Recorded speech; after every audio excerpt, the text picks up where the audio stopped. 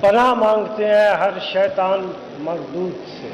یہ وہی حال ہے وکلا کا، اور 2007 کے وکلا تحریک کے شروع کے دن سے، اور وکلا تحریک کے حوالے سے پاکستان بھر کے تمام وکلا ساتھی اور قائدین اس حال میں جمع تھے، اور اسی حال میں اسی روسٹرم پہ، اسی جگہ پہ وکلا قائدین جو کہ سپریم کورٹ کے چیف جسٹس پہ جو شبخون مارا گیا تھا، اس کے خلاف اپنے جذبات غصے کا اظہار کر رہے ہیں۔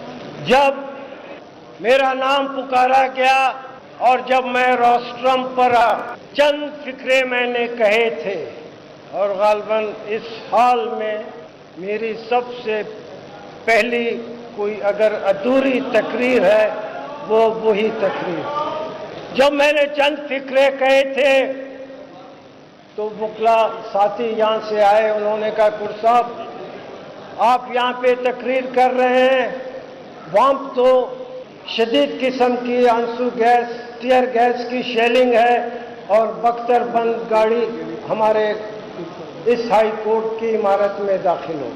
تو میں نے ایک فقرہ کہا تھا، وہ فقرہ یہ تھا اگر جنگ ہے تو اس کا فیصلہ میدان میں ہو۔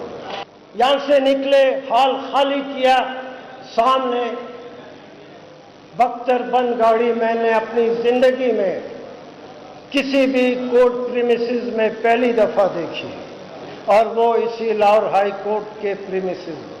اور وہ بختر بند گاڑی جو بیسیوں اور ہنڈریڈز کے حوالے سے، سینکڑوں کے حوالے سے مشین گن سے گولیاں چلا سکتی، وہ بختر بند گاڑی یہاں، اور شدید قسم کی جو ہے ٹیئر گیس شیلنگ۔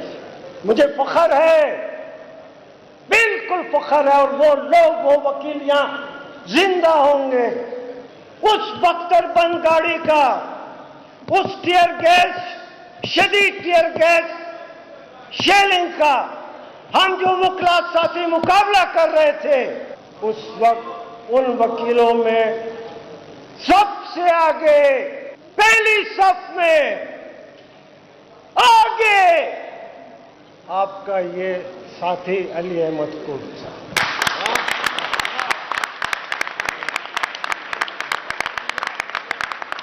اور خدا گواہ ہے کس ہاتھ سے، صرف میں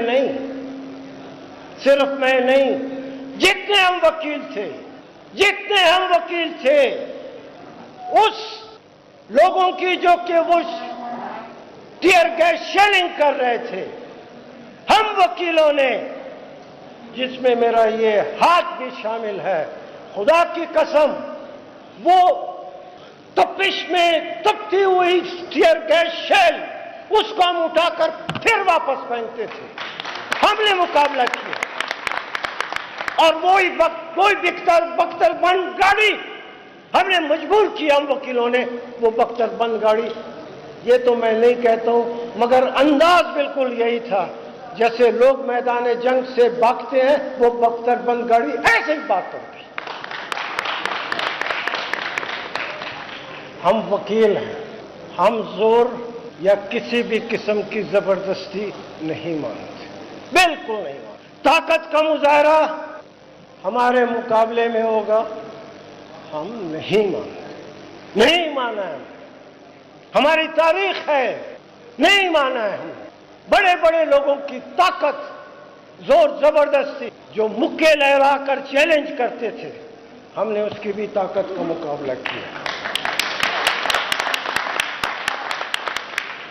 آج جو معاملہ ہم سب کے سامنے ہے، آج جو یہ ڈرامہ ہو رہا تھا اور ہونے کا امکان ہے، ایک ایک پاکستان کے شہری اس سے نہ صرف واقف ہے بلکہ حقیقت سمجھتا ہے۔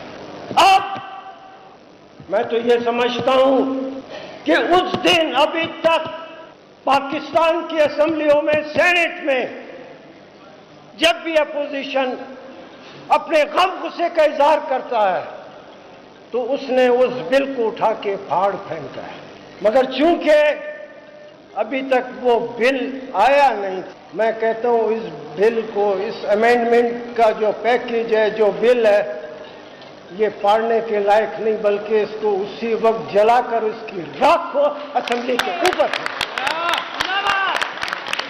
اور اگر ابھی بھی اگر یہ امینڈمنٹ کا پیکیج آیا اور وہ لوگ جو اپنے کو مرد کا بچہ کہتے ہیں اپنے ساتھ لائٹر ساتھ لے کر جائیں اور اس کو جلا کر اس کو اوپر،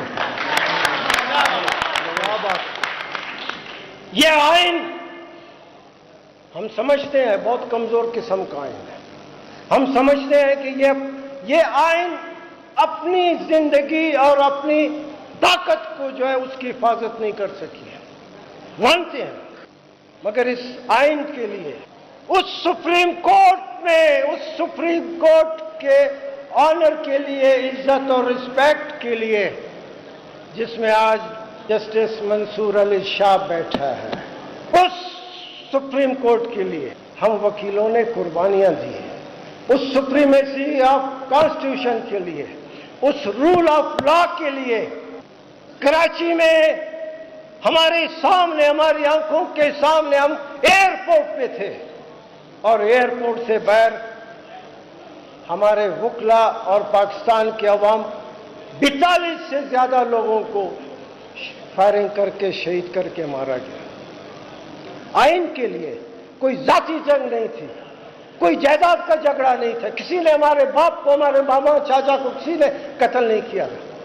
اس ملک کے لیے اور اس ملک کے آئین اور عدالتوں کے لیے کراچی میں 42 لوگوں نے قربانیاں دی۔ سائیوال میں ہمارے وکلا کے چہروں پہ تیزاب پھینکا گیا۔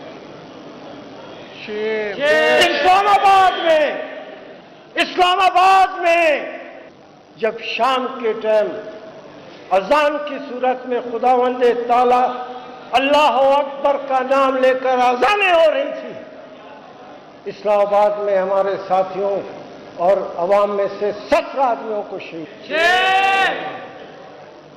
اور سب سے پہلا وکلا 2007 کی وکلا تحریک کا شہید ہمارے کوئٹے کا زمان مری تھا، سب سے پہلا، جو ہم وکلا کے ساتھیوں کے ڈیمانسٹریشن میں، احتجاج میں، وہ جو ہے ٹیئر گیس شیلنگ کی وجہ سے جو ہے اس کی شہادت ہوئی۔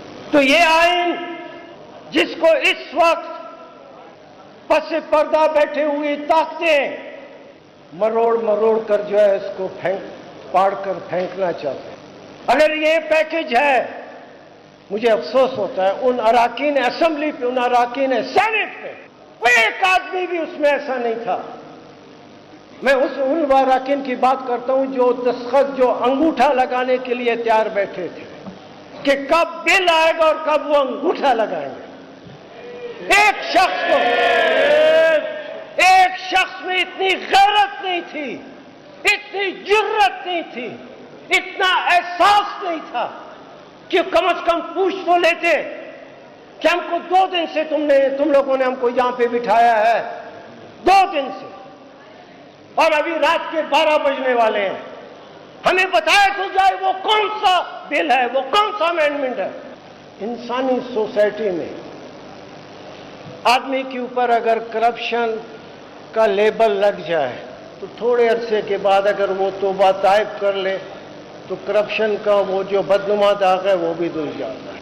کسی شخص نے کسی میدان جنگ میں بزدلی دکھائی ہو اور گاؤں میں اور شہر میں اور ملک میں لوگ اس کو بزدل کہہ کر پکاریں، اس کو بھی موقع ہوتا ہے، وہ پھر آنے والے دنوں میں بہادری کا مظاہرہ کر کے پہلی والی جو بزدلی ہے اس کو ختم کر سکے۔ اور ایسی بے شمار چیزیں ہیں، چھوٹے بڑے الزامات، جس میں توبہ کرنے سے اور وقت آنے سے وہ اس بدنما داغ کو ختم، مگر یہ داغ، اس قسم کا داغ معاشرے میں کسی بھی شخص پر اگر یہ دبا لگ جائے پیدا ہو کہ یہ نااہل اور نالائق ہے، وہ ساری زندگی قیامت تک وہ دبا اس شخص کا پیچھا کرتی رہتی ہے۔ گورنمنٹ میں پرائم منسٹر ہوتا ہے، اس کے ساتھ اس کی کیبنٹ ہوتی ہے، اور اس کیبنٹ کا ایک ایک وزیر بہت بڑی حیثیت رکھتا ہے۔ اور ہم نے یہ بھی دیکھا، بالکل اپنے سامنے دیکھا کہ لا منسٹر یہ کہہ رہا ہے کہ مجھے ابھی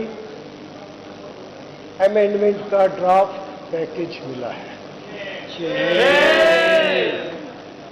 جو لوگ دور بیٹھ کے یہ امینڈمنٹ کا پیکج بنا کر اسمبلی میں ذمہ دار لوگوں کو دیتے ہیں، ان کو میں کہتا ہوں جدھر تک ہاتھ تم نے بڑھایا تھا اپنا ہاتھ واپس لے جاؤ۔ یہ ہاتھ اگر آگے بڑھایا گیا، یہ ہاتھ جو پیچھے بیٹھ کے سارے اس ملک میں تمام حالات اور واقعات کا اتار چڑھاؤ کرنے کی طاقت رکھتا ہے، جو باہر بیٹھ کے امینڈمنٹ پیکج کو اسمبلی میں مہیا اس کو بھجوا کر ایک کے ہاتھ میں دیتے ہیں، مت کرو۔ صرف طاقت تمہارے ہاتھ میں نہیں، طاقت اصل طاقت اس ملک کے وکلا کے ہاتھ میں ہے۔ زندہ ہے، زندہ ہے، زندہ ہے، زندہ ہے، زندہ ہے، زندہ ہے، زندہ ہے۔ ہم وکلا ایک طاقت ہے، اور ہم نے ثابت کیا ہے، ہم نے کیا ہے کہ اس ملک میں ہم ایک طاقت ہیں۔ یہ وکلا جو بیٹھے ہوئے ہیں پاکستان میں، وہ گلگت اور چترال اونچے پہاڑوں سے لے کے کراچی تک، جس میں کوئٹہ، بلوچستان، تربت، گوادر یہ سب شامل ہے۔ ہم طاقت ہیں، ہمارے ساتھ اس کو میدان جنگ مت بناؤ، میدان جنگ مت بناؤ۔ ہم وکلا ایک آدمی نہیں ہے، ہم وکلا ایک طاقت ہے، اور جب وکلا کا طاقت کا سیلاب جب باہر نکلے گا، اس کو دنیا کی کوئی طاقت نہیں روک سکتی۔ ہم صرف طاقت میں یقین نہیں رکھتے، ہم آئینی اور قانونی طاقت میں یقین رکھتے۔ مگر جب ہمیں مجبور کیا جائے گا، ہر وقت ہم کو چیلنج کیا گیا ہے اور ہمیں میدان جنگ میں لا کر کھڑا کیا گیا۔ ضیاء الحق سے زیادہ بدترین آدمی میں نے ڈکٹیٹر اپنی زندگی میں نہیں دیکھا، اور مجھے فخر ہے اسی لاہور میں ہزاروں کی تعداد میں وکلا ہی تھے سب سے پہلے جنہوں نے اس ضیاء الحق کو آنکھوں میں آنکھیں ڈال کر چیلنج کیا تھا، اور وہ ضیاء الحق کے خلاف نیلا گنبد تک یہ وکیل نکلے تھے۔ اس کے بعد سیاسی جماعتوں کو جو ہے کوئی احساس ہوا کہ اگر وکیل نکل سکتے ہیں، پھر سیاسی جماعتوں میں ہلکی کم یا زیادہ جنبش ہوئی، اور وہ ہم نے سب سے پہلے اس کو چیلنج کیا۔ دنیا بدل گئی ہے، بنگلہ دیش سامنے ہے، سب کے سامنے ہے، سب کے سامنے ہے۔ صرف اسٹوڈنٹس نکلے، اسٹوڈنٹس جو آرگنائز نہیں ہیں، جو کسی ڈسپلن کے اس میں نہیں ہے۔ ہم وکلا آرگنائز ہیں، ہم وکلا ایک ڈسپلن کے تحت ہے۔ جہاں ڈسپلن ہے، جہاں آرگنائزیشن ہے، طاقت بھی وہیں پہ ہے۔ مت چھیڑیں آپ۔ بنگلہ دیش سے سبق لیں، یہ حکومت ہے، یہ لوگ بیٹھے ہیں، شرم آنی چاہیے ان کو، شرم آنی چاہیے جن کو امینڈمنٹ تو نظر آتا ہے، جن کو صرف اس بات پہ غم اور دوسرا غصہ ہے کہ کیوں منصور علی شاہ آ کے سپریم کورٹ کا چیف جسٹس بن رہا ہے۔ تم کو اس وقت شرم نہیں آتی ہے، اس وقت تم کو خیال نہیں آتا، حالانکہ تم اس ملک کے حکومت کے دعوے دار ہو، غلط دعوے دار ہو، جعلی دعوے دار ہو، اس کی میں بات نہیں کرتا ہوں، سب کو پتا ہے۔ شرم آنی چاہیے تم کو، شرم آنی چاہیے۔ اگر کوئی مرد کا بچہ ہے، اگر کسی نے اپنی ماں کا دودھ پیا ہے، شرم آنی چاہیے۔ اس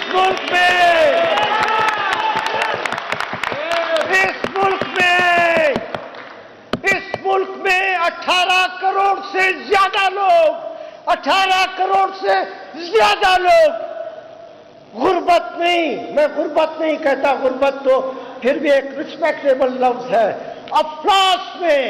افلاس میں زندگی گزار رہے ہیں 11 کروڑ سے زیادہ۔ یہ دنیا کی انٹرنیشنل سروے رپورٹ ہے۔ وہاں جب لوگ بھوک سے اور افلاس سے جب لوگ مرتے ہیں، اس وقت تمہاری غیرت نہیں جاگ اٹھتی، اس وقت تمہیں پتہ نہیں چلتا۔ میں ساری زندگی میں اس پنجاب کی خاتون کو نہیں بلا سکتا، خدا کی قسم نہیں بلا سکتا، اور ساری زندگی نہیں بلاؤں گا، جس نے محض غربت کی وجہ سے اپنے چھوٹے 2 بچوں کو اپنے بازوؤں میں لے کے نہر میں کود کر جو اپنی جان دی۔ کہاں گئی وہ حکومتیں؟ اور اسی قسم کی غریب لوگ اس ملک میں 11 کروڑ کی تعداد ہے۔ رات کی تاریکی جب سورج ڈوبتا ہے، جب رات نمودار ہوتی ہے، جب رات کے نمودار ہونے سے تاریکی پیٹتی ہے، تو وہ خدا کی رات کی تاریکی غریب اور افلاس شدہ گھر میں بعد میں پہنچتی ہے، پہلے غربت کا اندھیرا اس گھر میں پہلے سے موجود ہوتا ہے۔ شرم آنی چاہیے۔ اسی پنجاب میں ایک شخص نے یہی غربت اور افلاس کے جھگڑوں کی وجہ سے اپنے 4 سال کے بچے سے لے کے 8 سال کے بچے تک اور 7 بیوی کو بھی غربت اور افلاس کی وجہ سے چاقو سے، خنجر سے کاٹ کے ذبح کیا۔ کسی کا ضمیر نہیں جاگا، کسی کے دل میں کوئی دکھ نہیں ہوا، کسی کو یہ احساس نہیں ہوا کہ یہ لوگ بھی اس ملک میں جو 11 کروڑ لوگ ہیں ان کا سوچو۔ اصل ڈرو اس وقت سے یہ 11 کروڑ عوام، اگر یہ 11 کروڑ عوام کو کوئی لیڈر مل گیا تو دنیا کے سارے انقلاب لوگ بھول جائیں گے، پاکستان کا غریبوں کا انقلاب سب کو یاد رہے گا۔ ہم تمہارے ساتھ ہیں، ہم تمہارے ساتھ ہیں۔ یہ ملک کو مذاق بنائے ہوئے، اپنی باپ کی جاگیر بنائی ہوئی، باپ کی جاگیر ہے نا۔ ایک خاندان 50 سال سے ہمارے اوپر حاوی ہے، دوسرا خاندان بھی 50 سال سے حاوی ہے، تو جاگیر اس سے زیادہ اور کیا ہوتی ہے؟ کیا ہے جاگیر اور کیا ہے اس سے زیادہ؟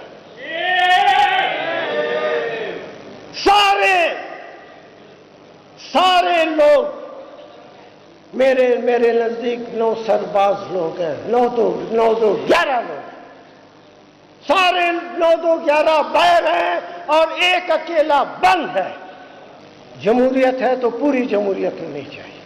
باپ کی جاگیر مت بناؤ اس کو، اور اگر باپ کی جاگیر بنانے کا تم نے سوچ بھی رکھا ہے تو ہمارے قسم کھاتے ہیں، ہمارا قسم وہ تمہارا حلف نہیں، ہمارا قسم تمہارا وہ حلف نہیں جو تم صبح شام اس کو توڑتے ہو۔ ہماری قسم ہے کہ جس دن پہ آؤ گے اور یہ عمل اٹھاؤ گے، یہ وکیلوں کا سیلاب تمہارے سامنے کھڑا ہوگا، اور پھر ہمیں تاریخ یہ موقع دے رہی ہے، جتنے قائدین بیٹھے ہیں، ہمارا آپ سے وعدہ ہے، یہ قسم ہے ہمارا آپ سے کہ ہم پہلی صف میں ہوں گے اور سب سے آگے ہوں گے، جو ہوگا دیکھا جائے گا۔